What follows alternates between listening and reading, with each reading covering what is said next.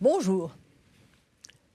Si quelqu'un ne veut pas travailler, qu'il ne mange pas non plus, écrit Paul aux Thessaloniciens. Jean-Jacques Rousseau, Marx, Lénine, Margaret Thatcher et tant d'autres ont utilisé cette sentence pour fonder la société sur le travail. Et de nos jours, pour régler la question des chômeurs ou des immigrés.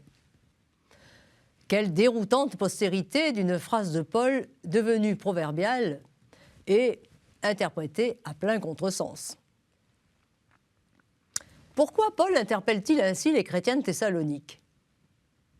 Parce qu'ils se dérobent au travail sous prétexte que le retour du Seigneur est imminent. En fait, ils participent de la mentalité gréco-romaine qui méprise souverainement les métiers artisanaux, qui même condamnent le travail.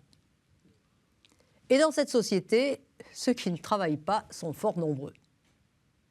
Paul se doit de réagir. Attendre le Seigneur n'est pas synonyme de paresse. C'est pourquoi Paul lie travail et nourriture.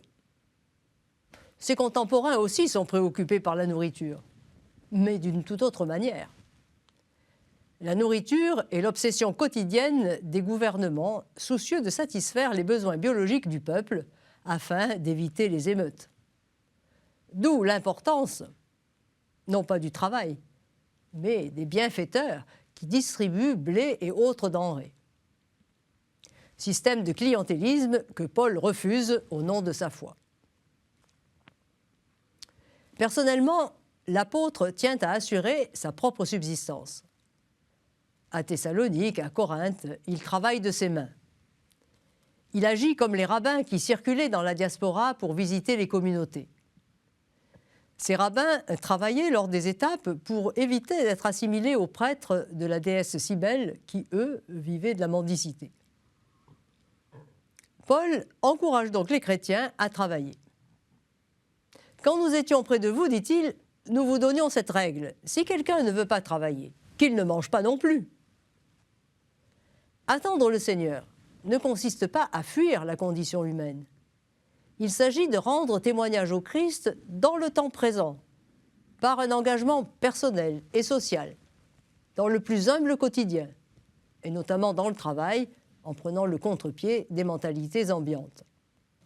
La récupération que les politiques ont fait de la phrase de Paul montre son impact. Mais ils ont oublié que pour Paul, le travail n'a de valeur que s'il s'accompagne de ce qu'il appelle la croissance de l'amour de chacun pour les autres. Tout un programme bien loin des planifications économiques. D'ailleurs, n'a-t-il pas déterminé, entre autres, la vie des pères du désert, ainsi que la vocation bénédictine? À bientôt.